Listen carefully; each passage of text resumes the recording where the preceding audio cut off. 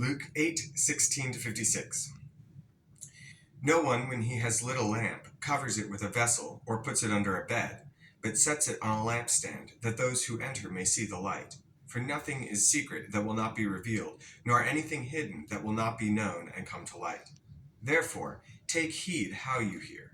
For whoever has, to him more will be given, and whoever does not have, even what he seems to have, will be taken from him. Then his mother and brothers came to him and could not approach him because of the crowd. And it was told him by some who said, "Your mother and your brothers are standing outside desiring to see you."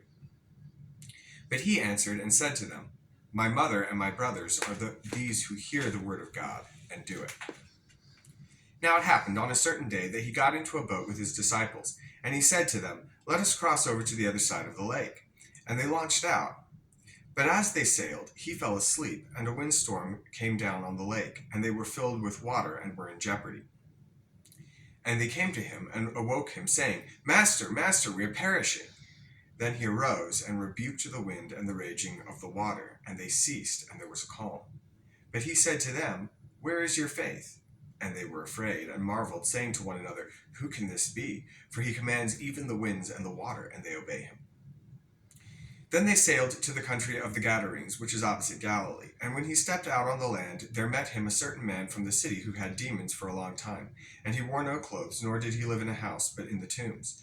When he saw Jesus, he cried out, fell down before him, and with a loud voice said, "What have I to do with you, Jesus, Son of the Most High God? I beg you, do not torment me." For he had commanded the unclean spirit to come out of the man, for it had often seized him, and he was kept under guard, bound with chains and shackles, and he broke the bonds and was driven by the demon into the wilderness.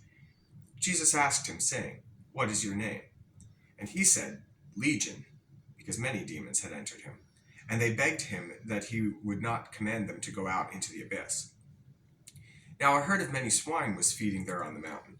So they begged him that he would permit them to enter them, and he permitted them. Then the demons went out of the man and entered the swine, and the herd ran violently down the steep place into the lake and drowned. When those who fed them saw what had happened, they fled and told it in the city and in the country. Then they went out to see what had happened, and came to Jesus, and found the man from whom the demons had departed sitting at the feet of Jesus, clothed and in his right mind, and they were afraid. They also who had seen it told them by what means he who had been demon-possessed was healed. Then the whole multitude of the surrounding region of the Gadarenes asked him to depart from them, and they were seized with great fear. And he got into the boat and returned. Now the man from whom the demons had departed begged him that he might be with him, but Jesus sent him away, saying, "Return to your own house, and tell what great things God has done for you." And he went his way and proclaimed throughout the whole city what great things Jesus had done for him. So it was, when Jesus returned, that the multitude welcomed him, for they were all waiting for him. And behold, there was a man named Jairus, and he was a ruler of the synagogue. And he fell down at Jesus' feet and begged him to come to his house. For he had an only daughter, about 12 years of age, and she was dying.